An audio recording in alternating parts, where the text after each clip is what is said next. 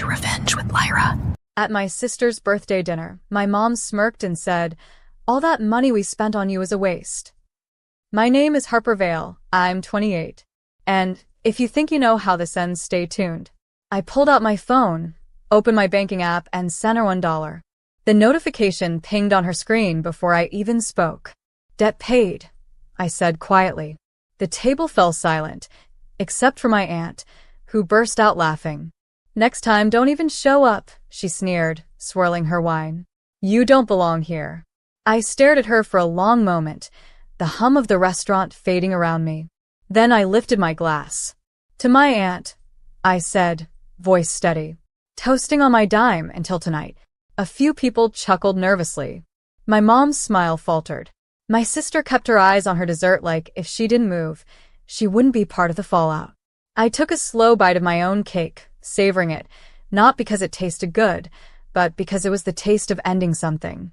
That night, I drove home through the freezing rain, headlights blurring against wet asphalt. I didn't cry. I didn't even feel angry. Just tired. Tired of being the family wallet, the quiet achiever, the emergency contact. Once inside, I sat cross-legged on my bed with my laptop open, the glow washing over my hands. One by one, I canceled every account tied to my name. The joint credit line, the auto payments, the family phone plan. Then I froze their cards, every single one linked to my information. When the last confirmation email came through, I stared at the words, "Action completed." For the first time in years, my world went silent. No buzzing phone. No new favor requests. Just stillness. And in that stillness, something inside me whispered, "They'll notice soon." They noticed faster than I expected. By noon the next day, my phone exploded with messages, notifications flashing like warning lights. "Mom. Harper, what did you do? My card isn't working." "Dad, why are you freezing accounts? That's family money." "Aunt Claire, fix this immediately. Your mother's embarrassed." I stared at the screen, letting the buzz fade. No panic. No guilt. Just quiet satisfaction. By evening, Mom called, her voice sharp, clipped, the same tone she used when I was 15 and late to dinner. "You think this is funny? I couldn't even pay for gas today." I leaned back in my chair, eyes on the city skyline through my apartment window. "You told me I was a waste, remember? I'm just honoring the sentiment." She scoffed. "Stop being dramatic. This affects everyone. You can't just pull the plug like that." "Actually, I can," I said softly, "because I was the plug." There was silence. Then, in her low, practiced tone, she said, "You're punishing us for a joke. You've always been so sensitive." Sensitive. The word that had been my label since childhood, the polite way of saying we can hurt you, and you'll still show up. I smiled bitterly. "If you ever decide to value me, you can start by valuing boundaries. Until then, good luck finding a new card holder." She hung up. An hour later, my sister texted, "You really went nuclear, huh?" I replied, "No." Nuclear would have been sending everyone the receipts of how much I actually covered. She didn't respond. That night, I poured myself a glass of wine and scrolled through my budget for the first time in years. My money, untouched, intact. It felt foreign and freeing. Then came another ping, a message from Aunt Claire. "Enjoy your little rebellion, Harper. You'll regret it when this family turns its back for good." I stared at her words and whispered, almost amused, "They already did." The next morning, my apartment buzzer screamed like an alarm. I froze mid-coffee sip. No one visits me unannounced. When I checked the camera feed, there they were, Mom and Aunt Claire, bundled in their self-righteous coats, standing outside my building as if they owned the sidewalk. I buzzed them in. I wanted to see the performance up close. Mom walked in first, her perfume, that expensive floral she could only afford because of me, filling the room. Aunt Claire followed, clutching her purse like she was entering a courtroom. "So," Mom started, dropping her coat onto my couch, "you think humiliating us is maturity now?" I crossed my arms. "You humiliated yourselves, Mom. I just stopped paying for the stage." Aunt Claire snorted. We raised you better than this.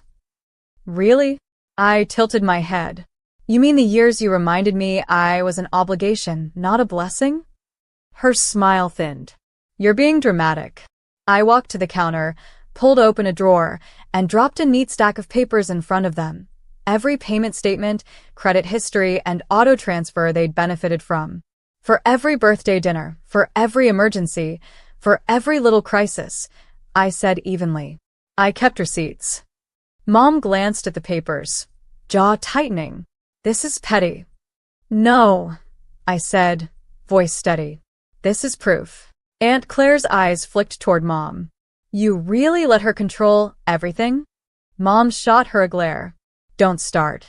They were unraveling right in front of me, arguing about control when all I'd done was remove it. Do you want coffee? I asked finally. Mom blinked. What? Coffee. It's the last thing you'll ever get from me. Her face turned crimson. You're cruel. I smiled faintly. No, Mom. I'm cured. She opened her mouth to speak, but I walked to the door and held it open. Time's up. They left without another word. When the elevator doors closed, the quiet returned, heavier than before, but finally mine. Still, a part of me knew this wasn't their final move. My family never left without trying to collect. For 2 full days, there was silence, the kind that feels like a held breath before something breaks. Then came the call from the bank. Ms. Vale, we just wanted to confirm, did you authorize a transfer of $4,500 from your secondary savings account? My pulse jumped. No, I didn't. The representative paused.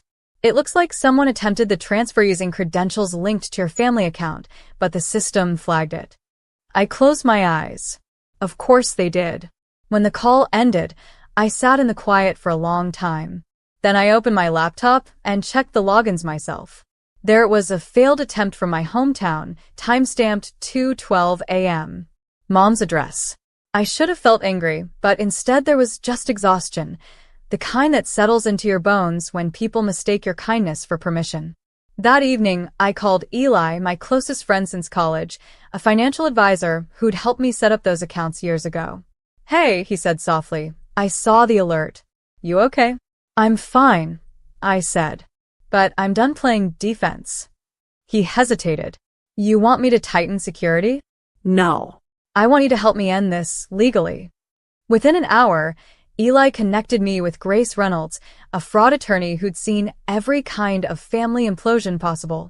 I sent her the screenshots, the call records, everything. By the next morning, Grace had drafted a cease and desist order for financial harassment and unauthorized access attempts. I signed it electronically, my hands steady. She said, once they receive this, the bank will block all shared logins permanently.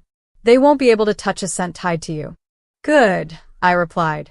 Let them learn what silence without funding feels like. After hanging up, I sat on my couch, the city outside humming like normal life. For once, their chaos didn't reach me. Then, a single text buzzed on my phone from an unknown number. You'll regret this, Harper. We always take care of our own.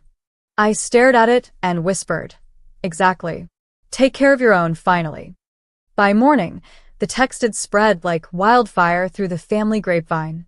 My cousin forwarded screenshots of Mom's latest group chat rant, a masterpiece of manipulation. She's turned against her own blood, Mom wrote. We gave her everything, and she's repaying us with lawyers. No one freezes their parents' cards unless they've lost their mind. They didn't know I was in that chat under a muted contact name. I watched the hypocrisy scroll by while sipping my coffee, amused at how predictable it all was. Then Aunt Claire chimed in. Maybe we should show her how it feels to be cut off. She thinks she doesn't need family? Let's make sure she doesn't. I laughed under my breath. That line, let's make sure she doesn't, was their battle cry. I screenshotted it and forwarded it to Grace. Within an hour, Grace replied. Perfect evidence. We'll attach this to the cease and desist follow-up. Their harassment trail is self-documenting. The power of paper, I thought. For years, I'd fought their words with emotion. Now, I was fighting with proof. That evening, I went for a walk downtown, the air sharp and cold, the sidewalks still slick from rain. I passed a family laughing outside a diner, their warmth cutting through the chill. For a fleeting moment, I envied them. Not for their closeness, but for how effortlessly they seemed to love each other. I used to think my family was fixable, that if I just worked harder, paid more, proved more, they'd finally see me. But that night, as I walked under the glow of streetlights, I realized something. You can't buy belonging. When I got home, I forwarded the legal packet to every relative in that group chat. No caption, no explanation, just the document. Then I powered off my phone, poured myself a drink, and whispered into the quiet apartment, "Let's see who laughs now." It wasn't anger anymore. It was closure sharpening into peace, one form filed at a time. The silence that followed was almost eerie. No calls, no texts, no sarcastic family updates on Facebook. Just absence. 3 days later, my dad showed up at my apartment. No warning, no call ahead. He looked older than I remembered, hair grayer, suit wrinkled like he hadn't been sleeping well. He didn't even say hello. Just stood there, holding a folded piece of paper. "Your mother got served," he said quietly. "I know," I replied. He sighed and handed me the paper. It was a printout of my email to the family, the legal notice. "She's humiliated," he said. "You could have come to us first." I laughed softly. "Dad, I did come to you. Every time you asked for help. Every time you told me to keep the peace. But peace doesn't exist when only one side's bleeding." He sank into the chair across from me. For a moment, I saw a flicker of guilt behind his eyes. "We never meant to make you feel used." "You didn't mean to," I said. "But you did." He rubbed his temples. "Your mother's furious. She's saying you ruined the family name." I leaned forward. "Dad, the family name ruined itself. I just stopped funding the illusion." He didn't answer, just stared at his hands, as if searching for something to hold on to. After a while, he whispered, "You always were the one who saw through everything." Something in me softened. Not forgiveness, not yet, but understanding. "You could see through it too," I said gently. "You just didn't want to." When he left, I walked him to the door. He turned once more and said, "She'll never change, Harper. But maybe I can." It wasn't a promise, but it was something. After he left, I sat by the window, the city lights flickering like distant stars. For the first time, I didn't feel anger toward him, just a quiet sadness for how much he'd given up trying to keep peace that never existed. And beneath that sadness, a growing strength whispered, "You didn't destroy the family. You ended the performance." A week passed before I heard from anyone again. It came through an unexpected source, a message from Paula, my younger cousin. "Just so you know, your mom's spinning stories again. She's saying you drained her accounts out of spite. People are starting to realize it's not true, though." I stared at the text, a strange calm washing over me. Once upon a time, that kind of rumor would have wrecked me. Now, it just sounded tired, like an old script everyone was bored of hearing. That evening, I sat on my balcony with a mug of coffee, watching the rain smear the city lights into soft gold. My world was finally quiet, yet a small part of me ached. I didn't miss them, but I missed what family should have been. Warmth without cost. Eli called that night. His voice was soft. "You've been quiet lately. What's going on in that head of yours?" "I think I'm grieving something that never existed," I said. "A family that only lived in my imagination." He was silent for a moment. Then, "Grieving's good. It means you've stopped pretending." I smiled faintly. "Guess so." The next morning, I received a thick envelope in the mail, my name written in my father's handwriting. Inside was a single note and a small cashier's check for $3,600, the same amount he'd once tried to withdraw. The note read, "For what's owed, not for money, but for respect. Thank you for teaching me what it means to earn it." Tears stung my eyes before I could stop them. Not because of the check, but because for the first time in my life he saw me, not as a bank account, but as his daughter. I folded the letter, tucked it into my journal, and whispered, "You finally paid attention." As I looked out the window, the rain had stopped. A soft light cut through the clouds, faint but real. It wasn't reconciliation. It was recognition. And that was enough for me to start breathing differently. 2 months later, the quiet didn't feel empty anymore. It felt earned. The calls stopped, the messages faded, and for the first time, my life belonged only to me. I'd moved apartments, a smaller space with warm light, a place that didn't echo with ghosts of old obligations. My new walls didn't know the sound of my mother's voice or my aunt's laughter dripping with venom. Just music, coffee brewing, and peace. One afternoon, while unpacking, I found my old family photo in a box, the one from my sister's 16th birthday. Everyone smiling, everyone pretending. I almost tossed it, but something made me pause. I slipped it into a drawer instead, not as a memory but as evidence.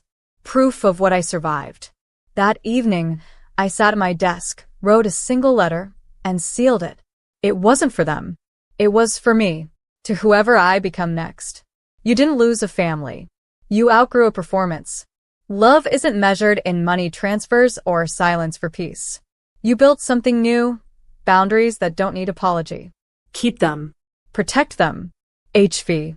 I placed the letter in the drawer beside the photo and smiled. For the first time in years, I felt like my story wasn't about revenge anymore. It was about reclamation. Later that night, my phone buzzed. A message from Dad. Your mom asked about you today. She didn't admit it, but I think she misses you. I stared at it for a long time before typing back. That's okay. Missing someone doesn't mean you deserve them back. He replied with a single heart emoji, his way of saying he understood. I set my phone face down and turned off the lights. Outside, the rain began again, soft and steady, like a rhythm I finally understood. I wasn't the daughter who begged for love anymore. I was the woman who learned that peace costs nothing, and once bought, it never needs repayment.